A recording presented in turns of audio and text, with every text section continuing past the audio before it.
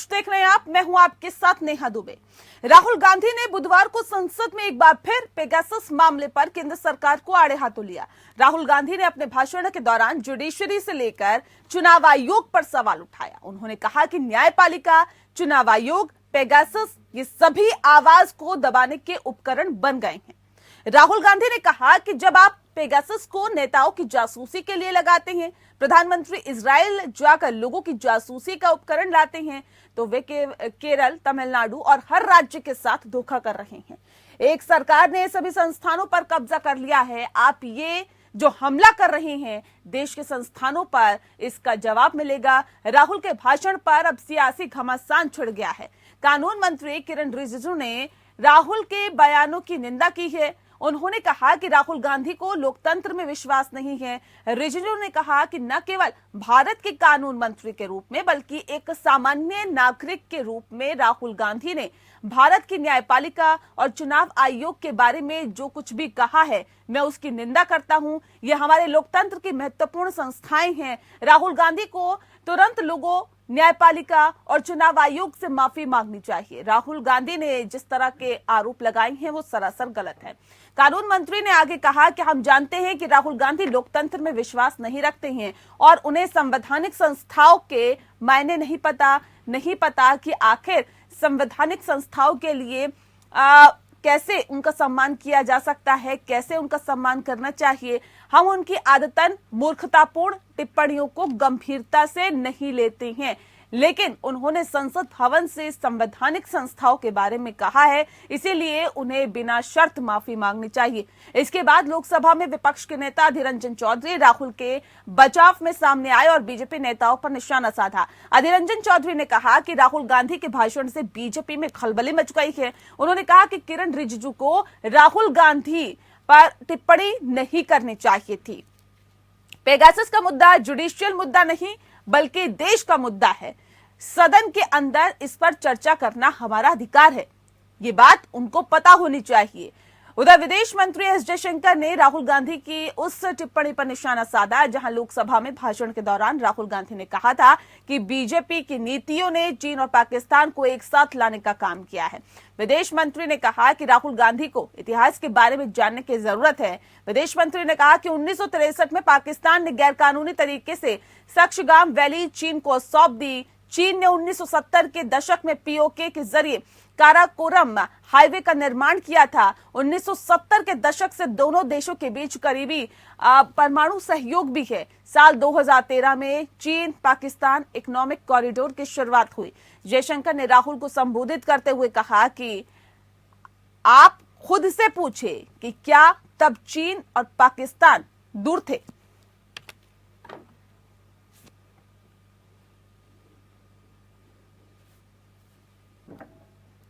तो पक्ष विपक्ष में एक बार फिर से पेगासस के मुद्दे पर बात होगी और बात राहुल गांधी के उस बयान की होगी जिसके बाद बीजेपी में खलबली मची हुई है। यह बात अधीर रंजन चौधरी कह रहे हैं कि राहुल गांधी ने जब से इस बयान को दिया, इस बात को रखा, उसके बाद से बीजेपी में बौखलाहट है, खलबली मची हुई है। इस विषय पर तफसील से चर्चा करेंगे। खास मेहमान हमारे साथ मौजूद हैं, उनसे आपका परिचय करा देते हैं। महेश वर्मा जी हमारे साथ है, स्पोक पर्सन है बीजेपी के। महिमा सिंह जी हमारे साथ हैं, लीडर हैं कांग्रेस की। महेश जी, सवाल आपसे सबसे पहले सवाल यही कि क्या वाकई पेगासस के मुद्दे को दबाने की कोशिश भारतीय जनता पार्टी कर रही है, या फिर अगर पेगासस के विषय पर आप सब कुछ खुलकर बात करना चाहते हैं तो बीजेपी साफ तौर पर इसको क्यों नहीं नकारती या क्यों खुलकर नहीं बोलती कि हाँ जासूसी करवाई गई है या जासूसी नहीं करवाई गई है? इससे अच्छा तो यही होता है कि राहुल गांधी जो खुद से कह रहे हैं, पिछले सेशन में तो उन्होंने छाती पीट पीट कर कहा कि मेरे मोबाइल की जासूसी हुई। वो खुद एक कंप्लेनेंट है। इसके अगर वो नागरिकों को समझते तो कोई कंप्लेन करते, सुप्रीम कोर्ट में जाके, जो आज सुप्रीम कोर्ट में अपील गई है जिसके ऊपर सुप्रीम कोर्ट सुनवाई कर रहा है, कहीं वहां पे विश्वास होना चाहिए उनको। सुप्रीम कोर्ट ने तो स्पष्टता के साथ जो है पेगासस के मामले में जो है भारत सरकार से जो मांगा, भारत सरकार ने एक अपने हलफनामे के तहत जो है सारी चीजें कोर्ट के आगे रखी। अब ये राजनीतिक रूप से गुमराह व्यक्ति, कोई भी व्यक्ति इनको कुछ भी कह देता है और ये आके संसद में कुछ भी बोल दे, ये तो लोकतंत्र का हनन है ना। ये जो मर्यादा है, जो हमारे बाप दादा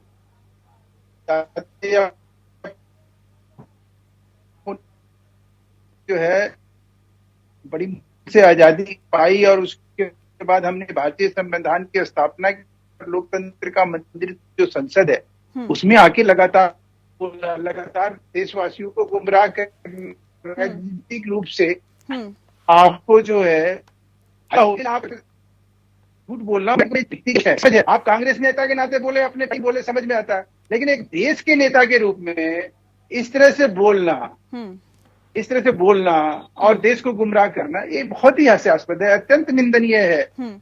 और ऐसे व्यक्ति को जो संसद के पटल पर जाके इस तरह की बातों को रखना कि पेगासस को लेकर जो है एक गलतफहमी, सरकार ने स्पष्टता के साथ अपने बयान दिए, सरकार ने उन लोगों की जितनी भी कंप्लेन थी उन कंप्लेन की इंक्वायरी शुरू करी, सारा कुछ हुआ और उसको स्पष्टता के साथ जो है सुप्रीम कोर्ट के आगे रखा गया।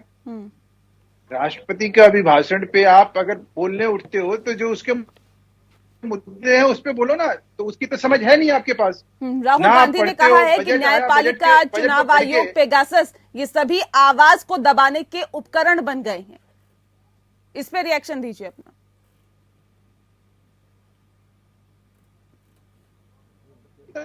आपको नेहा जी, इस तरह की बातों को रखना और इस तरह की बेतुकी बातों से दुनिया के सबसे बड़े लोकतंत्र को शर्मसार करना, एक मंदबुद्धि आदमी कर सकता है। हम और आप भी ऐसी बात नहीं कर सकते। जो राहुल गांधी जी संसद में जाके करते हैं, उनको एक सांसद के नाते क्या बोलना चाहिए यही समझ नहीं। ठीक है, महिमा जी समझते हैं क्या वहां किस प्रोसीजर के तहत, किस विधि विधान के तहत हमें क्या कहना है क्या नहीं कहना है, उसके ऊपर प्रिविलेज मोशन आज राज्यसभा में लाया गया। आप इस चीज को समझिए, इस बात की गंभीरता अगर कांग्रेस के लोग नहीं समझे तो कांग्रेस की जो एक परंपरा है, जो लोकतांत्रिक मूल्यों पे विश्वास करती है पार्टी, वो तो सदा के लिए सर्वदा के लिए खत्म हो जाएगी। इससे बचना चाहिए। ठीक है महिमा जी, मैं आती हूँ सर आपके पास, फिर लौटती हूँ। महिमा जी, अब सवाल इस बात को लेकर है, महेश जी भी ये कह रहे हैं और साथ ही साथ आज किरण रिजिजू ने भी ये कहा है कि राहुल गांधी को अपने बयान पर माफी मांगनी चाहिए। उन्होंने न्यायपालिका, चुनाव आयोग पर भी सवाल खड़े किए हैं और ये संवैधानिक संस्थाएं हैं। चुनाव आयोग की अगर हम बात करें तो अगर इन पर सवाल खड़े किए जाते हैं, जुडिशरी पर सवाल खड़े किए जाते हैं, तो ये गंभीर मसला बन जाता है। क्यों आखिर राहुल गांधी ने इन पर सवाल खड़े किए हैं? क्यों उनको ऐसा लगता है कि ये सिर्फ हथियार बन गए हैं? क्या वाकई देश की संसद में इस तरह का बयान देना सही है? माफी मांगने की बात कर रही है बीजेपी। नेहा जी, हमें एक बात समझनी होगी, हम 1947 से पहले के भारत में नहीं जी रहे। हम 1947 के बाद के आजाद भारत में, जो एक लोकतंत्र है, जो अपने आप में संप्रभुता रखता है, उस भारत में जी रहे हैं। जिस भारत के अंदर ये जो सब संस्थान हैं, इन्हें बनाने वाले हम लोग हैं, हम भारत के लोग। और हम भारत के लोगों के साथ यदि दगा होगा, यदि धोखा होगा, यदि किसी प्रकार की कोताही होगी, तो हम सवाल उठाएंगे। एक बार उठाएंगे, 1000 बार उठाएंगे। ये संस्थाएं हमारे लिए बनी हैं, हमारे मौलिक अधिकारों के लिए बनी हैं। और हमारे माननीय नेता राहुल गांधी ने यदि कोई सवाल उठाए हैं, यदि उन्होंने बजट आने के बाद जो साफ साफ दिखाई दिया कि 2 भारत हैं और उन 2 भारत के बीच की जो गहराई है, जो खाई है, वो गहराती जा रही है, तो मुझे लगता है इन सवालों के साथ भारत का बच्चा बच्चा इत्तेफाक रखता है। नेहा जी, आपको ये इस बात का भी ज्ञान होगा कि अभी चंद दिनों पहले ही सर्वोच्च न्यायालय के अंदर जो कमेटी बनाई गई थी, उसके अंदर साइबर एक्सपर्ट्स ने अपना हलफनामा, अपना एफिडेविट सौंपा है, जिसमें साफ तौर पर ये कहा गया है कि पेगासस का इस्तेमाल, जो विक्टिम्स हैं, जिन लोगों के फोन्स के अंदर जांच की गई, उनके अंदर फोन्स के अंदर पेगासस का इस्तेमाल किया गया। और मुझे लगता है ये याद दिलाने की जरूरत नहीं है। और आज भारत का हर नागरिक जिसकी प्राइवेसी, जिसकी निजता खतरे में है, वो ये बात जानता है कि पेगासस को सिर्फ और सिर्फ किसी देश की सरकार खरीद सकती है और उसके अलावा किसी तरीके से पेगासस जैसा सॉफ्टवेयर, स्पाईवेयर देश के अंदर प्रवेश नहीं कर सकता, देश के नागरिकों के फोनों के अंदर प्रवेश नहीं कर सकता। अब ये भाजपा के कार्यकर्ता, नेता, भाजपा के जो सरकार के अंदर बैठे हुए मंत्री हैं, ये लोग शायद इनके हाथ बंधे हुए हों। ठीक है, इस पे रिएक्शन ले लेती हूँ, मैं रिएक्शन ले लेती हूँ। महेश जी, अब सवाल इस बात को लेकर है जिस बात का जिक्र भी महिमा जी कर रही हैं। कह रही हलफनामा सौंपा गया, उसके अंदर भी ये कहीं ना कहीं तय है कि कुछ ऐसे लोगों के जो फोन थे वो लिए गए, उनकी जांच की गई, उसमें कुछ ऐसे अंश पाए गए हैं और ये साबित होता है उससे कि इसकी मौजूदगी एफिडेविट पे आ चुकी है नेहा जी सर्वोच्च न्यायालय के सामने। Now it is only a matter of time. ठीक है, तो ऐसे में मामला रह गया है अब ये। तो क्या ऐसे में ये कहा जाए कि सरकार भले ही एक्सेप्ट ना करे कि पेगासस के जरिए जासूसी हुई है, लेकिन ये कहीं ना कहीं साबित होता हुआ दिखाई दे रहा है। और दूसरा, न्यूयॉर्क टाइम्स की रिपोर्ट भी काफी चीजें साफ कर देती है कि किस तरह की डील हुई।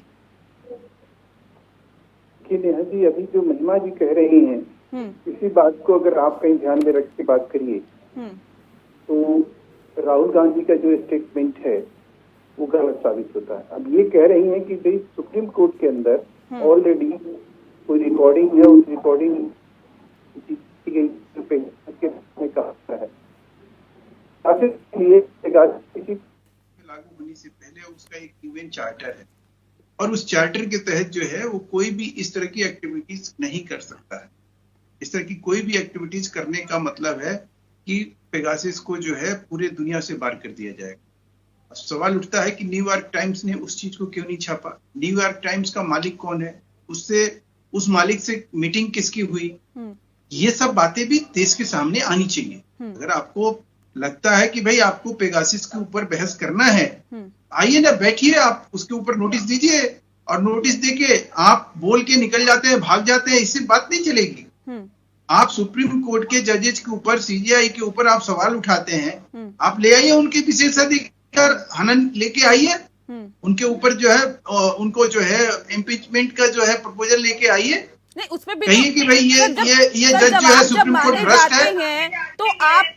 तो आप लोगों की तरफ से ये कहा जाता है कि सुरक्षा कारणों की वजह से हम ये नहीं बता सकते हैं कि कौन कौन से सॉफ्टवेयर सरकार की तरफ से इस्तेमाल किए जाते हैं। तो सर, ऐसे में कैसे ये तय हो, कैसे पता चले, कैसे ये तय हो कि क्या सरकार की तरफ से किया गया, पेगासस का इस्तेमाल किया गया या नहीं किया गया? लेकिन जो हलफनामे का जिक्र अभी महिमा जी कर रहे थे उसमें तो साफ है कि जासूसी हुई है। देखिए, मैं अभी भी आपको कह रहा हूँ, इस देश में जासूसी या किसी का अकाउंट हैक होना, नेहा जी, ये कॉमन बात और इसके लिए कानून है। नेहा जी, ये ऐसा नहीं है। अगर हम सरकार की तरफ, आपका इशारा है, आप सरकार की तरफ उंगली उठा रहे हो, तो आप उंगली उठाने से पहले तो वो चीज बताओगे ना कि किस बात के लिए उंगली उठा रहे हो, साक्ष्य क्या है, एविडेंस क्या है, किन कारणों से। हम तो ये कह रहे हैं, राहुल जी आइए, अगर आपको लगता है कि आपका भी कुछ, आपके साथ कुछ गलत हुआ, तो आप एक अपना कंप्लेनेंट बन के कंप्लेन दाखिल करिए। आप क्यों इस मामले में पीछे हट रहे हैं? क्यों देश को गुमराह कर रहे हैं? इसी तरह से राफेल में आप झूठ बोलते रहे, इसी तरह से आप और मुद्दों पे लगातार देश को गुमराह करते रहे। कभी आप कोरोना कोवैक्सीन को आप, कांग्रेस कहती है कि उसमें गाय की बछड़े का जो है मार के उसमें सीरम यूज किया जाता है, कहीं सुअर की बात कही जाती है। ये क्या हो रहा है? ठीक है महिमा जी, बात इस तरह से एक देश का नेता अपने आप को इस तरह से प्रोजेक्ट करेगा। और संसद की गरिमा देखिए नेहा जी, मैं अभी भी आपको फिर से कह रहा हूँ, संसद एक संप्रभु व्यवस्था है जिसमें आप उसके जो विधि विधान है उसी हिसाब से एक सांसद को आचरण करना होता है। ये कोई कांग्रेस की घर की पार्टी नहीं है। बताइए ना कि चर्चा करवाने के लिए आप तैयार नहीं होते, जांच के लिए कहा कि जेपीसी बिठाइए, आप तैयार नहीं होते, मजबूरन जब कोर्ट जाना पड़ा तो वहां पर आप इंफॉर्मेशन देने के लिए तैयार नहीं होते, तो विपक्ष कहाँ जाए? सुनिए, आपको मैं बता रहा हूँ कि विपक्ष का जो काम है वो भी बीजेपी बताएगी क्या कि नोटिस दीजिए, उस पर चर्चा करिए। आपको लगता है कि इसमें पेगासस में जांच होना चाहिए, आप खुद से कंप्लेनेंट बन जाइए। आप खुद कह रहे हैं कि मैं पीड़ित हूँ। जब आप पीड़ित है तो आप कह रहे हैं कि मैं जैसे ही पीड़ित बनूंगा मेरे सारे जो है डाटा जो है ये लोग मेरे मोबाइल को जब्त कर लेंगे और मेरी सारी सीक्रेसी सामने आ जाएगी। महिमा जी बहुत देर से कुछ कहना चाह रही, जल्दी से बात रखिए महिमा जी। नेहा जी, इस देश के अंदर पेगासस का जो खेल शुरू हुआ उसकी 2017 के अंदर प्रधानमंत्री मोदी ने शुरुआत कर दी थी, जब जो रक्षा काउंसिल कंसल्टेशन कमेटी होती है उसका बजट 33 करोड़ से बढ़ाकर के अचानक से 333 करोड़ कर दिया गया। और क्योंकि मीडिया के अंदर जिस प्रकार का नियंत्रण, जिस प्रकार की ब्लैकमेलिंग अभी पिछले वर्ष हमने देखा था कि भास्कर को किस प्रकार से, दैनिक भास्कर को किस प्रकार से ब्लैकमेल किया गया। जांच से ब्लैकमेल के बारे में तो इनके अपने गवर्नर सत्यपाल मलिक कई बार बोल चुके हैं। खैर, जब नेतन्याहू से मिलने पहली बार शरद पवार के कृषि मंत्री होते हुए डेलीगेशन के अंदर बहुत ही दरखास्त करके, बहुत ही विनती करके हमारे उस समय जो गुजरात के मुख्यमंत्री थे और आज प्रधानमंत्री हैं मोदी, जब गए थे नेतन्याहू के पास इजराइल, और जब पूरा डेलीगेशन वापस आ गया लेकिन नरेंद्र मोदी अकेले वहां पर रुक गए और 8 दिन तक वहां पर एम्बेसी को बहुत मशक्कत करनी पड़ी उन्हें वापस बुलवाने के लिए। वहां से ये खेल शुरू हो गया था नेहा जी। और ये खेल का जो पर्दाफाश हुआ वो जब नेतन्याहू ऑफिस से डिमिट कर गए अभी पिछले वर्ष, उसके बाद ये सारा खेल का खुलासा शुरू हुआ। और इसके ऊपर अमेरिका ने सीधे सीधे एकदम से एक्शन लिया क्योंकि ट्रंप की मौजूदगी में इसे लाया गया था और बाइडेन ने इसके ऊपर सीधे सीधे तरीका होता है अपनी बातों को रखने का, एक तरीका होता है। अगर आप चाहते हैं उस पर बहस हो, उस पर सरकार भी अपना पक्ष रखे, आप भी अपना पक्ष रखे, एक हेल्दी बहस हो, तो उसके लिए नोटिस आप दीजिए। ये कौन सा तरीका है कि राहुल गांधी उठते हैं और इस तरह की चीजें बोलते हैं? प्रिविलेज मोशन भी लाया जा रहा है। जो रास्ते इख्तियार किए जा सकते हैं, विपक्ष न सिर्फ कांग्रेस बल्कि समूचा विपक्ष वो सारे रास्ते इख्तियार करेगा। संप्रभुता की बात भाजपा के मुंह से बिल्कुल अच्छी नहीं लगती क्योंकि भाजपा ने इस देश की संप्रभुता को दबाने का काम जब से ये सत्ता में आए हैं लगातार किया है। इस देश के सभी स्तंभों को, चाहे वो मीडिया हो, चाहे वो जुडिशरी हो, रंजन गोगोई के फोन के अंदर पेगासस का इस्तेमाल किया गया है। और जैसे मैंने कहा, it is a matter of time कि ये सामने आ जाएगी बात। ऐसा कैसे हुआ कि रंजन गोगोई उन 4 जजेस में से थे जिन्होंने प्रेस कॉन्फ्रेंस की आकर बाहर, लेकिन अचानक से वो सरकार के सामने जो है वो घुटने टेकने लगे एक के बाद एक फैसलों में। और उसके बाद यदि आप देखेंगी नेहा जी, तो ये पहली बार हुआ कि एक चीफ जस्टिस को रिटायरमेंट के कुछ ही महीनों के अंदर राज्यसभा का सदस्य बना दिया गया, निर्वाचित सदस्य। ये सारी बातें देश के सामने खुलने में वक्त नहीं लगेगा। और पहले ही जो लोग ज्ञाता हैं संविधान के, जो लोग ज्ञाता हैं अपने अधिकारों के, वो इस बात को जानते हैं कि इस सरकार ने न सिर्फ हमारी निजता का हनन बल्कि हमारे सभी मौलिक अधिकारों को बलात्कृत करने का, यदि मैं कह सकती हूँ, और उनका हनन करने का पूरे तरीके से, पुरजोर तरीके से काम किया है। हमारे नेता ने, माननीय राहुल गांधी जी ने, यदि कल कोई बात संसद में कही, जितनी भी बातें उन्होंने संसद में कही, उससे न सिर्फ कांग्रेस पार्टी, समूचा विपक्ष और समूचा भारत इत्तेफाक रखता है। कांग्रेस पार्टी की तरफ से भाजपा को यही चेतावनी है कि वो अपने उल्टे दिन अपनी उल्टी गिनती करनी शुरू कर दे, क्योंकि पेगासस वो घोड़ा है जो अपनी लगाम से निकल चुका है। ठीक है महेश जी, देखिए जो भी पार्टी सत्ता में रहती है वो अपने तरीके से तमाम हथियारों का इस्तेमाल करती है। महेश जी एक सेकंड सुन लीजिए। लेकिन जब पेगासस की बात आती है तो देश की जो गोपनीय चीजें हैं या फिर यूं कहें कि यहाँ की इंफॉर्मेशन है वो बाहर तक जाए, ये भी एक इससे खतरा है। तो क्या ऐसा पेगासस का इस्तेमाल किया गया है? क्योंकि एक सरकार जो होती है वो देश की कहीं ना कहीं सूचना इकट्ठा करती है और तमाम उपकरणों का इस्तेमाल करती है, इसे दरकिनार नहीं किया जा सकता। कांग्रेस की भी सरकार रही है, वक्त वक्त पर चीजें होती रही, लेकिन क्या पेगासस का इस्तेमाल किया गया? इसमें कुछ क्लियर तो करिए। नेहा जी, एक बात और, इन्होंने कहा हैकिंग होती ही रहती है। क्या ये हैकिंग को और पेगासस को, जिसमें आपका फोन ऑफ हो और आपका माइक और कैमरा अपने आप ऑन हो जाता है, हैकिंग और पेगासस को क्या ये एक साथ रख रहे हैं? क्या ये अभी भी हम सबको बरगलाने का काम कर रहे हैं? ठीक है, रखिए महेश जी। देखिए, मैं एक बात कहूँ कि पॉलिटिकल नेता है, आपका ये अख्तियार बनता है, आपका ये बनता है कि आप उन सब चीजों है जिसके ऊपर मतलब पब्लिक का ध्यान भी आए, आप ध्यान आकर्षित करें।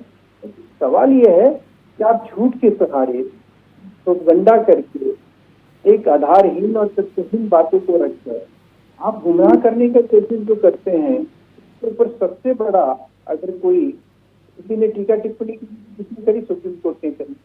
राफेल के मामले में आप क्या कहा गया इस देश दुनिया का सबसे झूठा व्यक्ति आप करार दिए गए, उसके बावजूद भी आप अपने हरकतों से बाज नहीं आ रहे हैं। आप उसी राफेल को लेकर आपने अपने लोगों से पूरा संसद को एक अखाड़ा बना दिया, एक दंगल बना दिया। लोगों के पब्लिक का जो पैसा संसद पे जो महेश जी विपक्ष भी तो जानना चाहता है ना।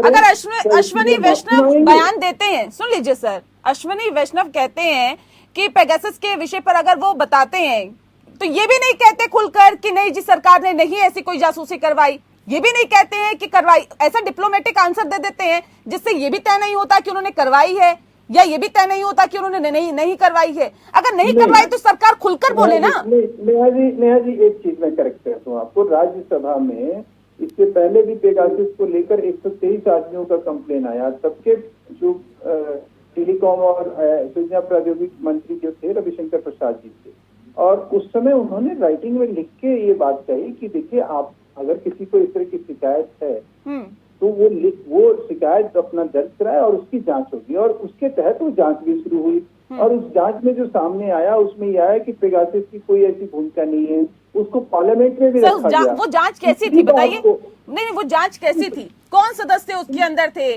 सरकार ही जांच करवा लेती है, सरकार ही अपने सदस्यों को बिठा लेती है और फिर कहते हैं कि जांच में जी कुछ सामने नहीं आया। अच्छा सुनिए, हाँ नहीं अब मैं आपको बता रहा हूँ, उसमें पेगासस का जो हैकिंग था, उनका जो हैकिंग के ऊपर उन्होंने ये कहा, जो आशंका जाहिर करी थी कि भाई किस तरह से सरकार की भूमिका या पेगासस की भूमिका, उसमें स्पष्टता के साथ हमारे जो नए अश्विनी वैष्णव जी ने उसी को राज्यसभा और लोकसभा में दोनों में रखा, और वो कहा कि पेगासस, देखिए पार्लियामेंट ऐसा होता है कि वहाँ कोई खड़ा होकर झूठ नहीं बोल सकता है। आप झूठ बोलेंगे तो आप गए। तो सवाल ये है कि नहीं, क्या बोला उन्होंने बताइए ना, अश्विनी वैष्णव ने क्या बोला था खड़े होकर? एक देश का, जब देश के मिनिस्टर ये कह रहे हैं कि ऐसा कुछ हुआ ही नहीं, पेगासस का जो है इस तरह का कोई रोल और भूमिका है ही नहीं, और पेगासस को डिफेंड करने के लिए सरकार यहाँ नहीं है। पेगासस की सर्विस ली गई कि नहीं ली गई ये बताइए हमें। अरे हम देश हित में ये चीज आपको क्यों डिस्क्लोज करने जाए? हम बहुत ऐसी सर्विसेज लेते हैं जो हमारे देश के रक्षा के लिए बहुत जरूरी है। जो जांच के लिए इंफॉर्मेशन चाहिए वो ही आप नहीं देंगे तो फिर कैसे ये माने कि निष्पक्ष तौर पे जांच होगी? महिमा जी कुछ कहना चाह रही, जल्दी से रखिए अपनी बात, फिर महेश जी का रुक करते हैं। मैं आ रही महेश जी, मैं देती हूँ फिर आपको मौका। महिमा जी रखिए अपनी बात। नेहा जी, इस बात पर तो फटकार सर्वोच्च न्यायालय लगा ही चुका है केंद्र सरकार को कि आप हर बात को सुरक्षा के मामले के पीछे छुपा नहीं सकते। और दूसरी बात ये जो आपने बात अभी पूछी कि अश्विनी वैष्णव ने क्या कहा था, अश्विनी वैष्णव के खिलाफ जो प्रिविलेज मोशन शुरुआत करने की जो आगाज हो चुका है उसका तो फैसला आ ही जाएगा। लेकिन बहरहाल आपको याद होगा नेहा जी कि जब सवाल रक्षा मंत्रालय से किया गया तो जवाब केंद्र सरकार ने दिया, रक्षा मंत्रालय नहीं दिया। आप ये बात समझकर चलिए नेहा जी कि ये सरकार, चाहे वो राफेल का मामला हो, आपको याद होगा राफेल के मामले में सर्वोच्च न्यायालय में एक एफिडेविट दायर किया गया था जिसके नीचे कोई नाम ही नहीं था। It is a matter of record. आप जाकर के देख सकते हैं कि बिना नाम का एफिडेविट सर्वोच्च न्यायालय में दायर कर दिया गया था राफेल के मामले में। इस तरह के लूप होल्स जो हैं, और राफेल का मामला भी रंजन गोगोई जी के फोन के अंदर पेगासस डालने के बाद ही सवाल अब वही है कि सर इंफॉर्मेशन देने से क्यों कतरा रही है सरकार? अगर आप लोगों को लगता है कि ये सुरक्षा का मामला है तो बंद लिफाफे में दे इंफॉर्मेशन, वो लीक नहीं होगी सर, वो तो न्यायालय के पास जाएगी। लेकिन उसके बावजूद पूरी इंफॉर्मेशन क्यों नहीं दी जा रही है? सर विपक्ष भी तो ये जानना चाहता है कि पेगासस का इस्तेमाल हुआ नहीं हुआ। इसने आपसे ये कह दिया कि सरकार जो है इस मूड में नहीं है, या सरकार इस चीज को कंसील कर रही है। आपको लगता है कि सुप्रीम कोर्ट इतना आसानी से सरकार की बात को जो है सुन लेगा, समझ लेगा, कहेगा कि ठीक है जी हम आपकी बात को मान देते हैं? ऐसा कुछ नहीं है। तो सर ये जो हलफनामे में जो चीज निकल के सामने आई है उसको तो माना जाएगा ना? उस हलफनामे में, वही मैं आपको कह रहा हूँ, उस हलफनामे में ये पूछा गया है कि क्या इस तरह की कोई किसी का सुरक्षा में सेंध लगा, क्या कोई आदमी को इस तरह से बिल्कुल लगा, उसका कोई सर्विलेंस किया आपने? अगर इस तरह की कोई चीज किया तो बताइए। उसमें सरकार के तरफ से ये कह दिया कि नहीं ऐसा कुछ नहीं किया गया। अब सवाल यह है कि जब ऐसा कुछ भी नहीं किया गया तो फिर उसको लेकर जो है सरकार और क्या कहे कि नहीं जी हमने किया है, ये कह दे। एक बात। दूसरी बात मैं आपको ये कहना चाह रहा हूँ नेहा जी कि महिमा जी से पूछिए कि प्रिविलेज मोशन जो है मिनिस्टर के खिलाफ ये जो बार कह रही है कब लेके आ रही है, ये ब्रेकिंग न्यूज है एपीएन पे। ये बताएं आज कि प्रिविलेज मोशन किस दिन आ रहा है, कब लाया जा रहा है। अगर नहीं लाया जाएगा तो ऐसे में देश को इस तरह के बयानों से गुमराह करने का मतलब क्या होता है, आप समझ सकते हैं। चलिए, बहुत शुक्रिया। समय पर वक्त की कमी है, आप दोनों का बहुत शुक्रिया हमारे साथ इस खास कार्यक्रम में शामिल होने के लिए। पक्ष विपक्ष में इतना ही, नमस्कार।